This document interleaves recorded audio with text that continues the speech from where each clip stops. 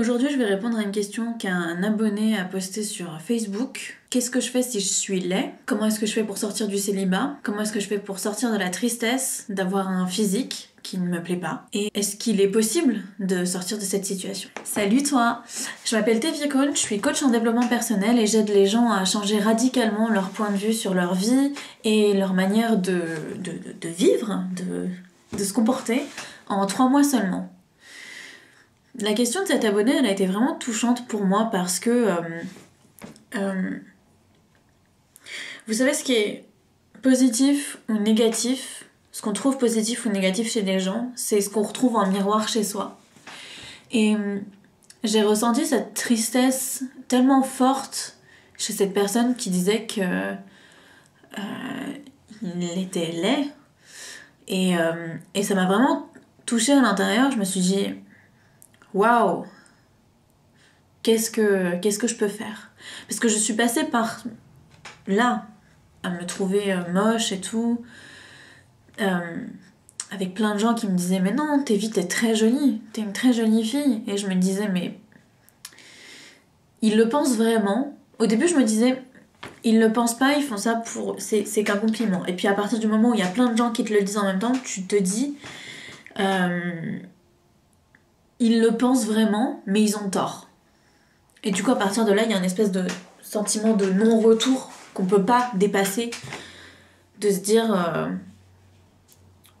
ouais, je sais pas parce qu'ils ont tous tort qu'ils ont forcément raison. Et comment je vais faire? Alors, moi, comme les gens me trouvaient jolie, et pas moi, je me suis dit je vais pouvoir utiliser ça pour séduire les gens, mais à partir du moment où il y a ça s'appelle une dissonance cognitive quand tu agis d'une manière mais que tu penses d'une autre manière. Par exemple, quand tu dis que t'adores les animaux mais que tu manges un steak tous les jours, il y a une dissonance cognitive qui se met en place. Et du coup, c'est difficile de répondre à ça. Parce que tout ça, c'est de l'ordre des émotions. C'est-à-dire que je peux pas dire à cette personne, si tu me regardes, je peux pas te dire la beauté c'est subjectif, même si tu étais objectivement, si ça existe, objectivement laid, je pourrais te prouver par A plus B que même en étant laid, on peut quand même séduire. Parce que j'ai plein d'exemples de mecs, de meufs qui sont particulièrement pas beaux ou belles et qui ont quand même réussi à fonder une famille, voilà. Donc, mais c'est pas ça que tu veux. C'est pas ça que tu veux et tu ne vas pas me croire. Peu importe les arguments que je vais te donner, tu ne vas pas me croire. Parce qu'il faut pas que ça vienne de moi, il faut que ça vienne de personne, il faut que ça vienne de toi. La réalité, c'est une perception personnelle.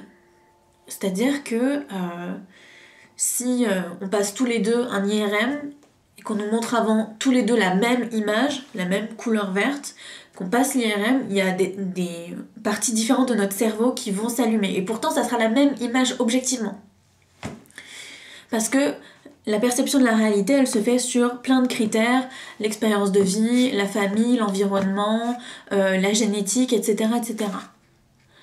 Et du coup, et c'est ce que j'apprends aux gens quand je les coach, si tu as besoin, si tu te trouves laid, tu peux te trouver beau.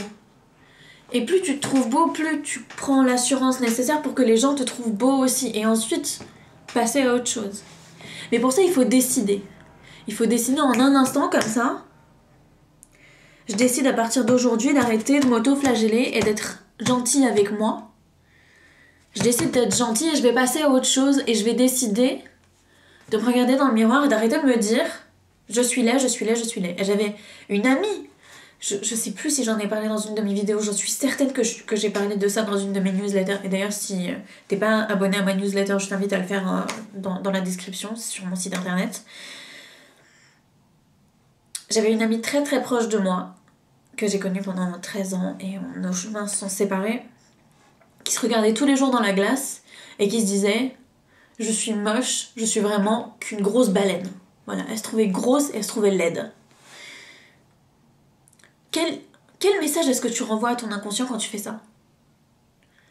Même si t'es Adriana Carambeu ou Brad Pitt, si tu vas devant le miroir et que tous les matins tu te dis « Je suis laid, je suis gros, je suis moche, je suis la pire des sous-merdes », tu vas finir par le penser. Mais par contre, ce qui est incroyable avec le cerveau, c'est qu'il est plastique. Ça veut dire qu'il peut changer. Il peut changer en un instant. Là où une vérité existe, son inverse existe aussi.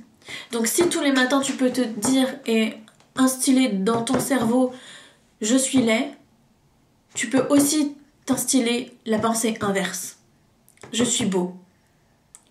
Mais c'est à toi de décider. C'est à toi de prendre cette décision. De tous les matins, au lieu de te dire « je vais mettre en place ces pensées autodestructrices, faire cette auto-flagellation, parce que c'est ce que tu es en train de faire et je suis désolée de te le dire comme ça, mais c'est vrai.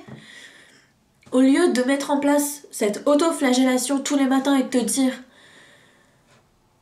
je suis moche, je suis laid, est-ce que tu commencerais pas par te dire je suis beau, et même si c'est trop dur, choisir une autre qualité chez toi. J'adore mes cheveux, j'adore mes mains, j'adore mon intelligence, j'adore le fait que je me sois toujours débrouillée pour me sortir des situations même les plus dégueulasses dans ma vie. J'aime ceci ou cela chez moi. Et ça peut être rien. Ça peut être... J'adore le fait que je me sois levée ce matin. Parce que j'étais tellement déprimée hier que je pensais que je me réveillerais jamais aujourd'hui. J'adore le fait d'avoir trouvé un travail. Parce que j'ai réussi à le trouver et je l'ai fait seule. Et j'ai réussi à le garder. Et même les plus petites choses. Faut pas... Comment dire? Faut pas négliger les petites choses. Chaque petite chose est un cadeau. Et chaque petite chose peut te faire changer radicalement de point de vue sur toi-même. Parce que c'est ça l'enjeu. C'est pas que tu sois vraiment laid objectivement, parce qu'il y aura toujours quelqu'un pour te trouver beau. L'enjeu, c'est de changer d'avis.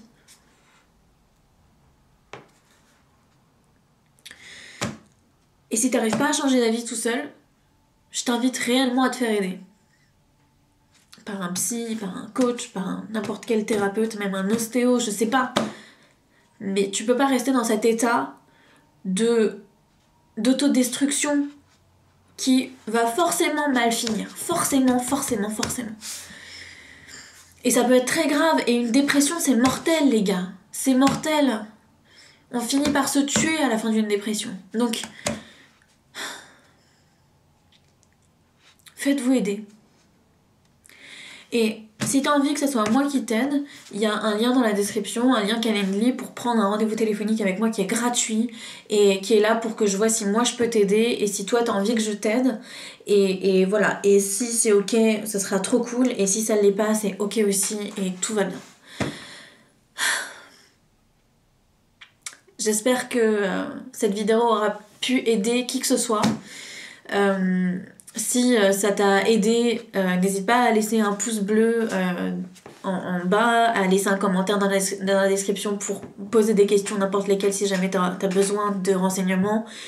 Tu peux partager cette vidéo pour qu'elle soit mieux référencée et je pense qu'il y a plein de gens qui bénéficieraient d'avoir un point de vue comme ça sur soi, ou sur toi, ou sur... je sais pas comment l'expliquer.